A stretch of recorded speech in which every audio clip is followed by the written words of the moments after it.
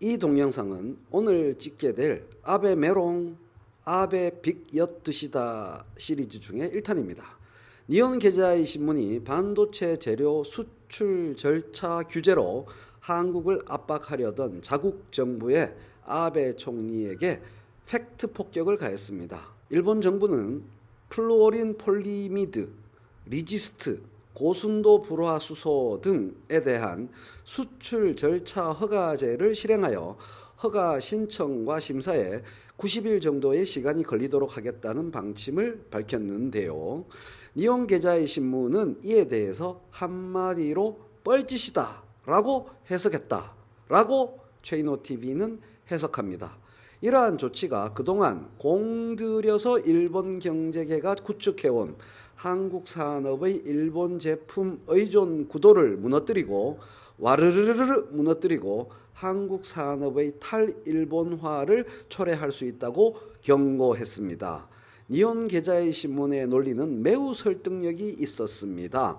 니온 게자이는 첫째, 중국의 히토류 수출 중단이 공급지로서의 중국의 신뢰성에 의문을 일으켰음을 상기시켰습니다. 둘째, 이에 따라 일본이 히토류 확보 대체지를 개척 개발해서 중국 의존도를 낮췄다는 점을 지적했습니다. 셋째, 반도체 소재 분야에서도 같은 사태가 발생하여 한국이 반도체 소재 일본 의존도를 낮추게 되리라고 경고했습니다. 소재뿐만이 아니고 부품도 포함되겠죠. 한마디로 재발등을 찍는 어리석은 대응이라는 것입니다.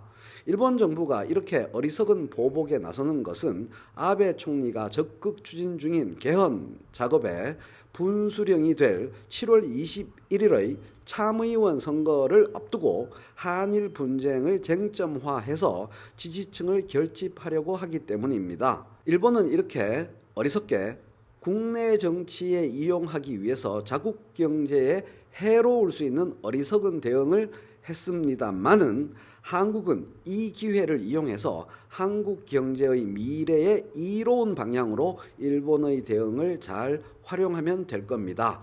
위기는 곧 기회입니다. 실제로 이들 세 가지 소재뿐 아니라 여러 가지 일본제 반도체 소재 및 부품들에 대한 한국의 의존은 기술적 필연성 때문이 아닙니다. 그러므로 절대적 필연적 의존이 아닙니다. 한일 경제관계의 역사성 때문에 그리고 한국 기업의 선택 편의성과 무역 편의성 등의 관성 때문에 그러한 소재 부품들을 지금까지 편하게 구매해 왔을 뿐입니다.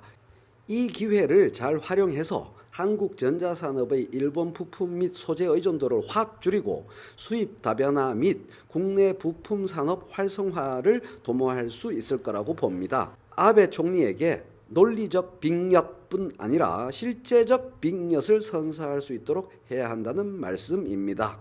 기본적으로 을이 갑에게 갑질을 시도한 것일 뿐입니다. 을이 갑질을 시도할 때는 누울 자리를 잘 보고 갑질 시도를 해야 됩니다. 누울 자리도 보지 않고 발을 뻗으면 발모가지가 잘립니다.